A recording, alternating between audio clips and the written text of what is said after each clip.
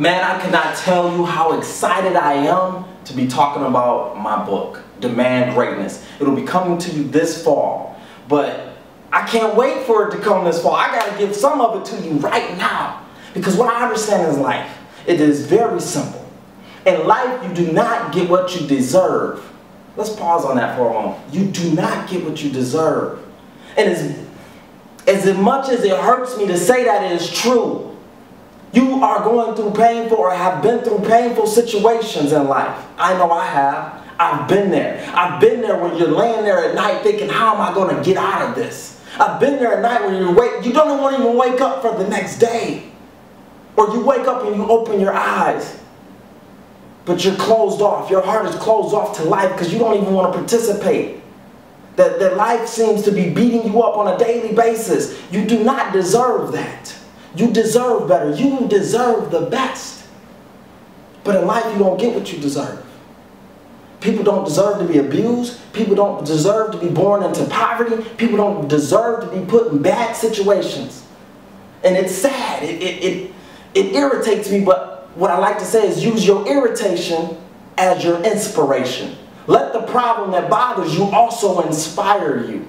And so as I think about this, man, I'm feeling this right now because that was my life. I spent years and years and years dealing with problems and situations, and some of them weren't even my fault. And I know that there are a lot of people that can relate to that. And what I learned is that in life, sometimes you have to pay a price for somebody else's mistake. My father wasn't in my life. For 18 years, he wasn't in my life. I had to pay a price. My brothers, we had to pay a price. My mom had to pay a price for a decision that none of us made. That was his decision. And we paid the consequences. It's like going out to eat and somebody order and they getting the extra stuff and they eating real good and they say, excuse me, I'm going to the bathroom, and you don't see them again. They just out of here. Well, guess what? The restaurant ain't going to let you out of there. Somebody got to pay that bill. And unfortunately, that's how life is. Sometimes when somebody else makes a mistake, you got to pay the bill. And that's how it is. I had to spend part of my life paying for the consequences of a decision that I didn't even make. You don't deserve that. I didn't deserve that. But in life, you don't get what you deserve. You get what you demand.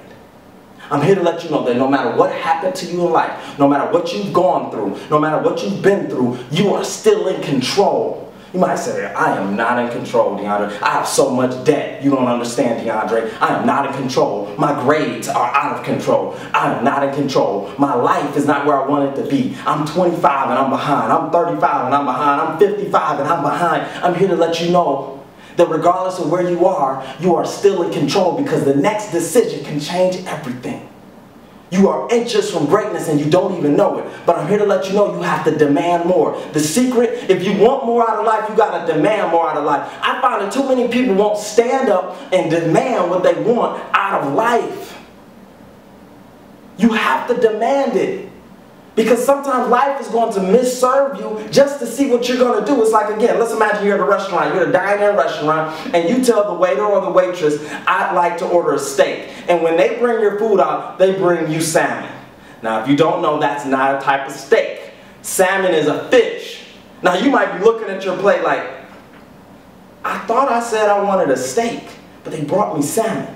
That's how life is. Sometimes you say, I want to be successful. Life serves you up adversity and failure. And you're looking like, man, what am I going to do with this? What you're going to do with this is let life know that I'm not taking this. You need to take this back, and I need to get my order. Which, if you were at a restaurant, would you let the waiter or the waitress just bring you the wrong plate, or would you speak up? I'm here to let you know that you have to speak up to yourself and say, I demand more out of life. So if I'm not getting the grades I want, if I'm not in the relationship I want, if I don't have the job I want, if I am not living my dreams, I'm going to demand more from myself. So that's the whole premise behind Demand Greatness. I realize that you can change your entire life if you demand greatness. Demand it from yourself, demand it from the people around you, demand it from your environment, demand greatness. Now, there are 3 keys you have to do in order to demand greatness. The first thing you have to do is you have to define greatness. What is greatness for you?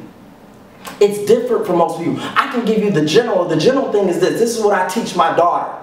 I tell her greatness is doing your very, very best, period.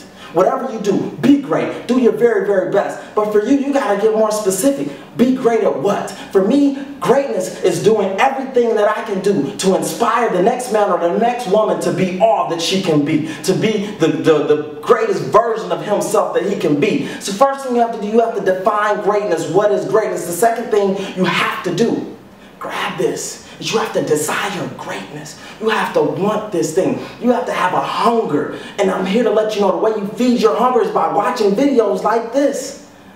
Watching a video that wakes up. There is a part of you.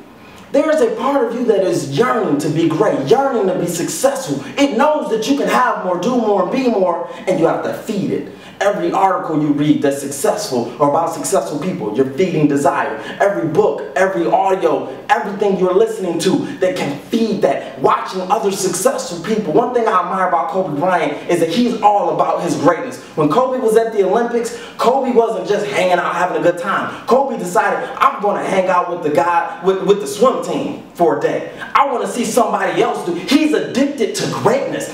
Not even his own greatness. I want to see somebody. He was like, wow, look at how they prepare for their meets. That their preparation inspires me to want to go and prepare. The next time I wake up at 4 a.m., I'm going to wake up with a little bit extra on it because I just saw this guy or I just saw this lady who's swimming, and the way she went at it made me want to go at basketball more. That's what I admire about Kobe. He's addicted and hungry for greatness. You have to desire greatness.